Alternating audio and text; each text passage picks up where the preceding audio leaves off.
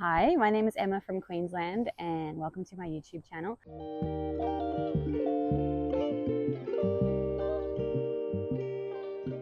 I wanted to take you on a composting tour today. I have several composting setups and this is a little bit elaborate, but I wanted to show you what I am doing. Composting to me, or composting in my opinion, is so essential for a thriving garden system, and I think it's one of the easiest and cheapest ways that you can help improve soil quality and just the general state of the earth. It helps to get rid of food scraps and food waste and turn them into something that is essential for your gardens to be growing in a healthy way, and costs you basically nothing because everything that you whack in your compost is discarded stuff anyway. So I'm going to take you on my composting tour, and we're going to start with my Bokashi system and my worm system.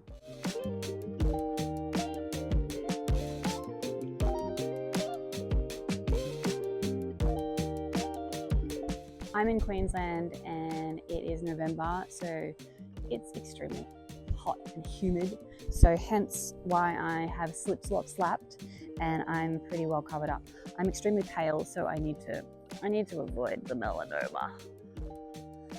Anyway, you're not going to get aesthetics here. So if you're looking for the aesthetics, scroll on by because this is what you're going to get. Let's get into it because my little wormies are getting hot. So I have a worm system. I have 3 worm farms. I got all of these very cheap on Facebook Marketplace or Gumtree at some point. I have 2 here and 1 in Chook Run. And the purpose of the one in the Chook Run is that sometimes they attract a fair bit of cockroaches. So the chooks really love a smorgasbord of cockroaches. So every now and then, if there is a cockroach outbreak, then the chooks feel like it's Christmas time. That's why that's in there. It's a new thing that I'm actually trialing. So I've got 2 worm farms here. They've usually got the shade cloth over them because they really hate heat. And I've just taken it off to film. And I'm sorry guys, because they're probably really unhappy. Worms do not like being hot. So I actually need to sort out something better with this shade clothy business because it's really not cutting the mustard. Through winter, the sun was coming through in a different way, so it was actually giving some decent shade, but this won't be good enough for them and they'll either die or bail. And I don't want them to do either of those things. So worm farms. Okay, so my worms are going to hate me because it's quite hot today, but I've just fed them the other day, so there's still a fair bit of food in there. But I always like to keep some kind of cardboardy, blankety bedding thing. Egg cartons are great for that. So I don't have gloves on, so I might just find a stick. So let's see if we can find some worms. Okay, because I've probably overfed these, or it's because it's actually quite hot in here, and again the worms hate it. So what I'll do is I'll lift this up and we can have a look underneath the different levels because that's where they'll be hiding out. Let's have a look in this one. Shade that for a little bit. This has a better insulation level. So there's the cockroaches. So I need my little chooky friends. Okay. This is such a bad example of a worm farm. Just hang tight and I'll lift off the lid. Actually, this is full of ants. Wow, what an embarrassing tour. So ants mean that it's too dry on top, which is wild because it's been raining for like a week and there's some cockroaches. I'll get my little scruffy chook to come and get in there. So this is telling me that it's too hot here, and that's a no-brainer. So I'll get on that today. That can be on the list. Yeah, that's actually really hot. Sorry, little guys. Get on there. Later that day, I decided to come back and build a little shade for my worms. And I decided that I wanted to show you what that looked like. It was quite a shame because my original video was not very exciting and it wasn't showcasing how good my little wormies actually are going. So after I built a shade, I ended up giving them a lot more moisture, build up their bedding, and I put some more worms from my compost in there. So they're a lot happier now. So we need shade, moisture, and minimal feed for them, and she's good to go.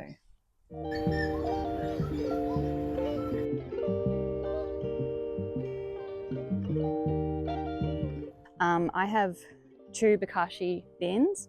So this is one and the other one is over here. In here, I should probably put them together. I actually really need to reorganize this because it's looking a bit messy, a bit gross. Again, I'm not an aesthetics person, so sometimes I just get like blindness to junk. So maybe today I'll do a little overhaul in here. Anyway, Bokashi. So Bokashi is a Japanese composting system, and the way it works is that you put all of your food scraps into a sealed container and then you inoculate it with some specially inoculated grains that I'll say inoculate another time because it's so fun to say. Some grains that have been inoculated with some bacteria and yeast, and what this does is it creates a type of mold that, I guess it's mold, that helps to break everything down. This will not come out as compost. It won't be in a compostable state. So what you can do with this, and this is what I do with it, is I put it into my big in-ground compost with lots of brown carbon-rich matter, and it helps to just amp everything up. Like, I've been making the best compost since I've been using these Bokashi systems in conjunction with my big bins. The other thing you can do is simply dig a big old hole in your garden and whack it in. It does come out quite smelly, so I'm not gonna lie about that. It's smelly. People that keep it inside, power to them, but ew. So let's have a look inside of them. Okay, so here are my 2 bins, and okay, so this is the one I'm filling up currently, and all I do, yeah, it smells, I've gotten used to the stink, but it's not pleasant, let's be real. It's quite a unique smell. So I'll just chuck all of this in here.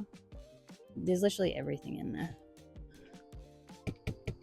We drink a lot of tea, so there's a lot of tea. Okay.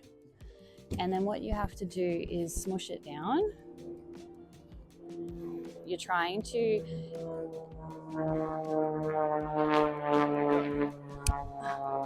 a hectic plane going over.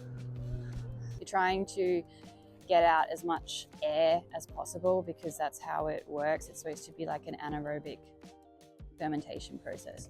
So once I've done that, I will put in my inoculated grains that actually got infested with, what are they called? The little biscuit beetles. It still works, but it's a bit gross. I kind of bought too much at once and didn't seal it up properly. Anyway, I'll just sprinkle that on and then we put the lid on.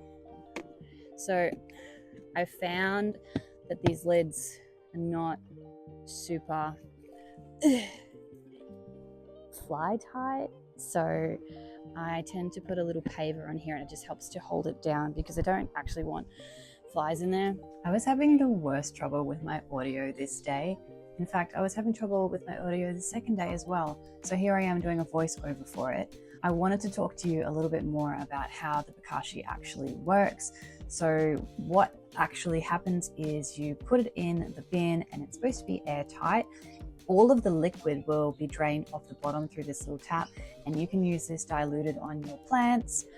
I like to just pour it all into my compost bin because this is what really gets everything active and fired up. And I haven't had a hotter compost since I have been using the Bokashi in my in-ground compost system. So I will be putting that into my compost system shortly, and I'll show you how to do the whole thing from scratch. I want to show you my other compost bins. So my next one is my in-ground compost bin, and this is how I set it up and manage it so that I can produce nice, healthy garden soil to keep my garden beds pumping. So here's another little bit of footage of me trying to explain how I use my in-ground compost. And again, I don't know, the audio gods were not having it today. But essentially I am talking about having an in-ground compost allows me to really finish off the compost and have it in a state where I can put it straight into the garden bed. I've used several different types of compost bins in my gardens and in my rentals throughout the years. Most of them I find secondhand on Marketplace or sometimes just given away for free. You can even check your local councils to see if they have a program that you can get them for free as well. What I'm holding here is what is it called? It's a Compost Mate. I've seen them on Amazon for like $60, but you can buy them at Bunnings for like $25. And all it does is it works like a corkscrew and it winds all the way down. It's really easy. And essentially you just wind it down, pull it up, and it really aerates the soil. I think this is me talking about how I'm not a massive fan of using this once the worms really get into it, because I feel really bad for disrupting their little ecosystem. But your compost does need to be aerated. So you can see that this compost bin is actually pretty close to being fully ready for the garden, and I will use this to replenish my garden and top it up in a couple of weeks when I get a bit of time. So this is what it's looking like now. It's nice and fluffy. It's resembling soil. There's lots of worms in here, and this is ready to go into the garden. And I need to establish a new compost bin so that I can have a continuous supply. So I'm going to show you that now. So this is my second effort at trying to film my compost tour. I don't know what's wrong with me and my techness, because everything I filmed this morning for like the last hour, the sound didn't work, and that's what happened to me the other day. So I'm not having a great time. So that's why you'll see that everything around these little vloggy bits, hopefully this actually works. Everything else will be voiceover because I can't keep doing this.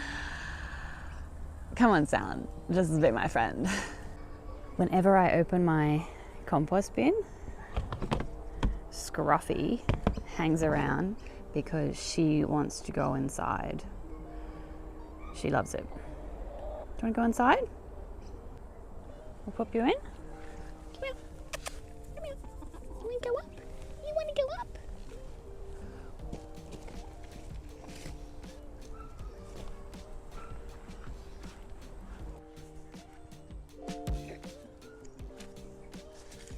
I want to show you how I start a compost bin from scratch using these in-ground compost bins. So previously you saw at the bottom of my bin, I actually lined it with mesh, and this is to prevent rodents from getting in because they love being in a nice warm compost bin where it's sheltered, it's warm, and an endless supply of food for them. What I will start to do when I'm starting a compost bin is gather all my materials so that I can do the lasagna, I don't even know how I say that, lasagna method. So all that involves is basically layering different types of materials in a lasagna method. So I want to put in some dead, decaying kind of wood that's easily broken. You saw me do that before. And what I also need to be doing is collecting enough brown dead material. You can see that I have got cardboard, shredded paper that I actually collect from school, and I've got lots of greens. So greens are a lot easier to come by in the yard, especially at this time of year when the grass needs to be mowed every 5 seconds. My brother actually cut down some banana trees, so I helped myself to them. Hopefully he didn't want them for anything, but just be wary of cutting banana trees and leaves because that sap will stain everything. That's why my pants are that color. I didn't shit myself. So in will go some aged lawn clippings, and in here there has been a lot of dried leaves that have gone through the mower, which is an excellent way of getting all of that ratio into the mix. Can't remember if I said it already, but you want your browns to green ratio at least 3 to 1. Sometimes it can be even higher than that.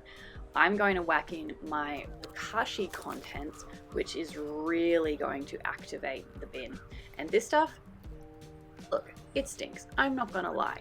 See all that liquid? Blech. Don't let that touch you. Wear gloves, but also don't touch it. Don't get it on you because it reeks. But it's so good for getting the compost active and hot. And you want a hot compost to help break down any pathogens, but also to kill off any seeds that you have in the compost. When you are especially mowing the lawn, you are going to end up with a lot of seed heads or just seeds in the grass from weeds and grass.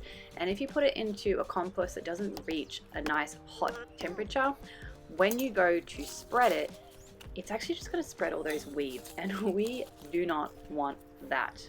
So I've found that this has been the best method so far. It takes a little bit more preparation and forward planning, but getting all your materials gathered and just sort of set aside for you to do this lasagna method is by far the most beneficial and quickest way to get your compost hot and banging and pumping and gonna be all composty and cool and like, it's going to be good for the garden, not cold. It's actually going to be really hot. So as you can see, you just layer your browns and your greens. I try to put the Bokashi quite deep and in the center so that I can cover it with as much stock as possible to try to keep that stink in. You can hear my chicken laying an egg in the background here. She's going off. But this is a box that we got from IKEA, so the instructions, all that packaging will go in there. Just make sure you take any plastic off. I will leave the cardboard box out in the weather so that it can get rained on, and it makes it a lot easier to rip up. 2 other secret weapons that you can add to your compost bin to really get things active and happening quite quickly is to inoculate it with some already established compost. So I will pop this into my compost bin that I have just started, and the other thing is actually a little secret weapon herb, and that herb is comfrey. So comfrey is a staple in our garden, and I love to grow it just near the compost bin, so you can simply snip it and whack it in there. This helps to activate everything because apparently it's so nitrogen rich and it breaks down really quickly. It just gets everything nice and active. So just snip it up and put it in your compost bin. It's good to put in layers and make sure that you are balancing it out with your browns. I'm actually out of browns, so I'm just gonna pop the lid on and hopefully I will find some more browns in the yard to continue my layering process. So that's it done for now. So I hope you enjoyed learning how I set up my compost bin, and hopefully the sound worked. I'll keep you posted on how it's going.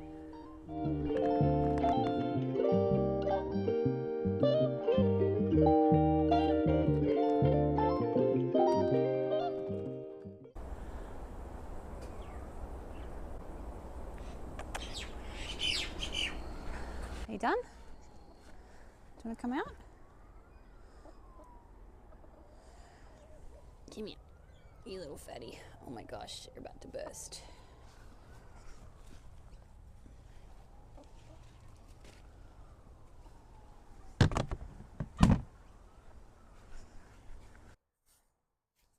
So my absolute favorite part about making content is when you film heaps.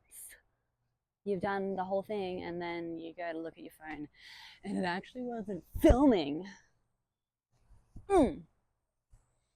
That's annoying. It's really hard filming stuff by yourself because you don't know what it looks like and you've just got to keep going back and forth. Is